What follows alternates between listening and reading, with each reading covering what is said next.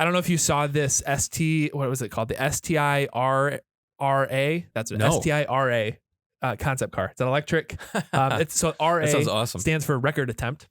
Oh, boy. So basically they're trying to That's not push it. forward. Yeah. What? Yeah. This is a new Subaru electric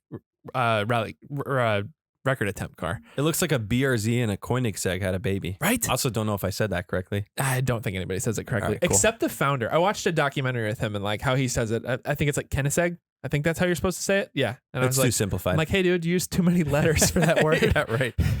But anyway, so for people listening, how do you describe this car? It kind of looks like it's kind of McLaren-esque, Yeah. right? Yep. But then there's a big scoop on top of the cabin that kind of reminds me of the early, like the TDI. What is it called? The R18, the TDI hybrid Audi, whatever it is, Le Mans car, I think. Yeah. It kind of looks like that. Or the roof scoop. Yeah. Yeah. So very, it's got. very aggressive though. Here we go. They borrowed some from Ford. I'm seeing a lot of Ford here. So they have 2022 Ford Raptor headlights, right? The big I was wraparound. going to say like a Ford GT. and then 20 whatever the years, Ford GT front end and hood. Yep. Those hood scoops are super Ford GT. Kind of has my Forester headlights. Oh, it does have a little bit. That makes a little more still, sense. It does look Subaru-y. Like it kind of has Impreza in the front. I love that the STI logo is glowing. Doesn't matter at all, but I think it's cool. I don't know if you noticed this. The fenders. I see that. The fenders scoop over the wheels and they're exposed to the inside. It's really neat. And then there's the big air dam, which I think I just watched a whole video about Ken Block's Electricana car, and it's the same. I think this is a pass through from the bottom here up over the car because they're trying to take advantage of because there's not an engine in the front anymore. Right.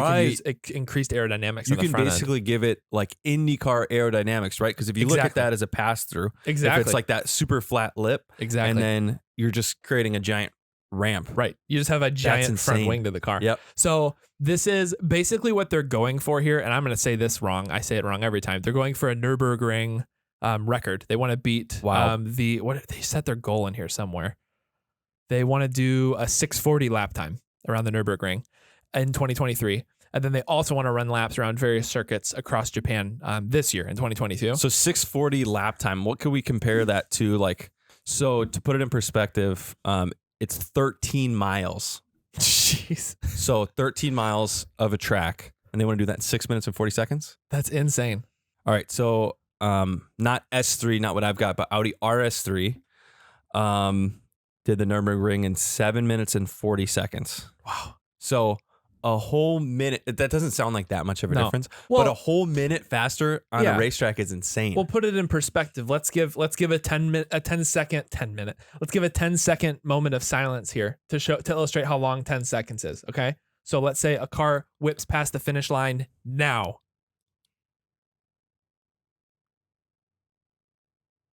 Still waiting. And the next car. You lost by a lot. That's a lot. In that case. That's a lot. And so that times 6. I mean, that's a long time. So could you find anything? Okay, so here we go. So I found the lap time. So this is from Wikipedia. So disclaimer on however old that may be. But sorted fastest to slowest. So there's a 911 GT2 RS in 2021 did it in 6:38. Holy cow. So that's going to be faster. Within 2 seconds of this electric car. An Mercedes AMG GT Black Series did it in 6:43. Lamborghini Aventador did it in 6:44.